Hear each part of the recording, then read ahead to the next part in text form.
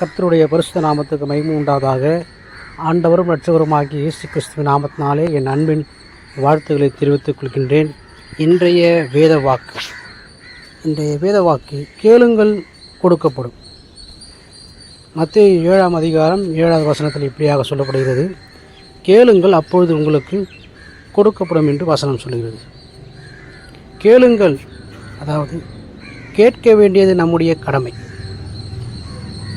விடாப்பிடியாக கேட்கும்போது தாமதமானாலும் நாம் நிச்சயமாய் கர்த்தரிடத்திலிருந்து பதிலை பெற்றுக்கொள்வோம் என்கிறதான காரியத்தோடு கூட இரக்கமும் மனதுருக்கமும் உள்ள தேவன் நம்முடைய ஒவ்வொரு விண்ணப்பத்திற்கும் வேண்டுதலுக்கும் செவி சாய்த்து அவருடைய கிருபையினாலே நமக்கு மனம் இறங்குவார் என்று இந்த பதிலை பார்க்கிறோம். நாம் கேட்க வேண்டியது நம்முடைய கடமையாக இருக்கிறது. கர்த்தர் நமக்கு அதற்கான பதிலை, அதற்கான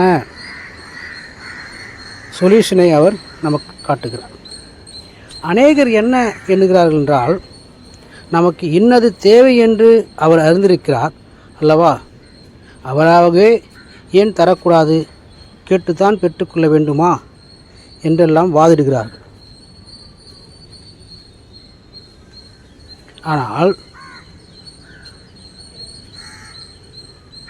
கர்த்தர் இயற்கையிலேயே கேட்டு பெற்றுக்கொள்ளும்படியான ஒரு நிலைமையைத்தான் வைத்திருக்கிறார். குழந்தை அழும்போது அது பால் கேட்கிறது என்பதை அதன் தாய் உணர்கிறாள். அது தொடர்ந்து அழுது கொண்டே இருந்தால் அந்த அழுகையை அவளால் தாங்கிக் கொள்ள முடிவதில்லை. அதுபோலவே கர்த்தரும் நம்முடைய கண்களுக்கு மனம் இறங்குவார். நம்முடைய கண்ணீரை கண்டும் காணாதவர் போல அவர் சொல்லுகிறதும் இல்லை. அழுகிற பிள்ளைதான் பால் குடிக்கும் என்று சொல்லுகிறது போல கேட்கிற எவனும் பெற்றுக்கொள்கிறான் என்று வேத நிருபங்களை நாம் பார்க்கிறோம்.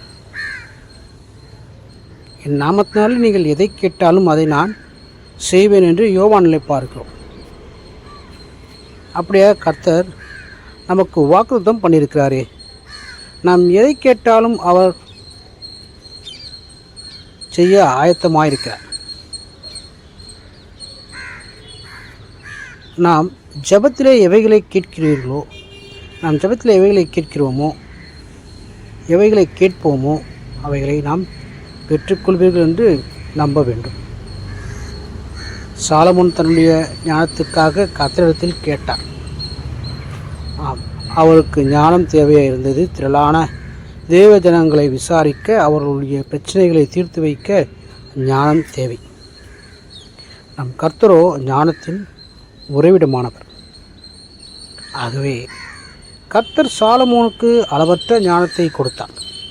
யாக்கோபு எழுதுகிறார், உங்களில் ஒருவன் ஞானத்தில் குறைவுள்ளவனாயிருந்தால் யாவருக்கும் சம்பூர்ணமாய் கொடுக்கிறவரும் ஒருவரையும் கடிந்து கொள்ளாதவருமாயிருக்கிற தேவனிடத்தில் கேட்க கடவன், அப்போது அவனுக்கு கொடுக்கப்படும் என்று யாக்கோபு 1:5 வாசிக்கிறோம். இயேசு தன்னுடைய அருகில் வருகிறார் என்று கேள்விப்பட்டதும் பர்திமேயு என்கிற குருடன் கர்த்தரை நோக்கி சத்தமிட்டான். ஆண்டவரே, நான் பார்வையடைய வேண்டும் என்று கேட்டுக்கொண்டான். மார்க்கில் வாசிக்கிறோம், கேளுங்கள் கொடுக்கப்படும் என்று வாக்களித்த கர்த்தர் அவனுக்கு பார்வையை கொடுத்தார். குஷ்டரோக வியாதி பிடித்த 10 பேர் அவரை பார்த்து, இயேசுவே எங்களுக்கு இரங்கும் என்று வேண்டிக் கொண்டார்கள். கர்த்தர் அத்தனை பேருடைய குஷ்டரோகத்தையும் சுஸ்தமாக்கினார். தேவ பிள்ளைகளே, பரிசுத்த ஆவியை பெற்றுக்கொள்ள வேண்டுமா, பரிசுத்த வரங்கள் வேண்டுமா, ஆவியின் கனிகள் வேண்டுமா, எதுவானாலும் கர்த்தரிடத்தில் கேளுங்கள், அவர் நிச்சயம் உங்களுக்கு தந்திருள்ளுவார். எவருக்கு எவை தேவை என்று கர்த்தர் அறிந்திருக்கிறார். இருப்பினும் நாம் கேட்க வேண்டியது நம்முடைய கடமையாக இருக்கிறது. நாம் கேட்கும்பொழுது நிச்சயமாகவே நம்முடைய தேவைகளை அறிந்து அவர் நமக்கு நன்மையான காரியங்களை செய்வார். வேதத்தில் வாசிக்கிற பிரகாரமாக ஒவ்வொரு பக்தனும் அவனுடைய சூழ்நிலையிலே கர்த்தரை நோக்கி பார்த்து, கர்த்தரை நோக்கி கேட்டு, கர்த்தரிடத்திலிருந்து வருகிறதான பதிலை பெற்றுக்கொள்கிறார்கள்.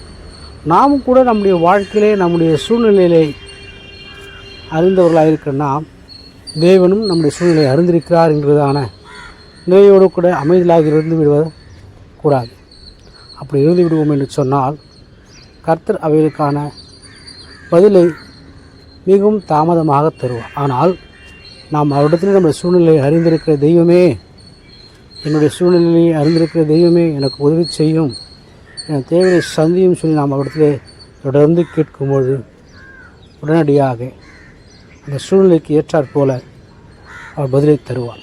நம்முடைய தேவைகளுக்கு ஏற்றாற் போல தேவைகளை சந்திப்பார். நாம் செய்ய வேண்டியதெல்லாம் கேட்க வேண்டும். ஜெபத்திலே ஆண்டவரை கேட்க வேண்டும். ஆண்டவர் நமக்கு வேத வசனங்கள் மூலமாக பதிலை தருவார்.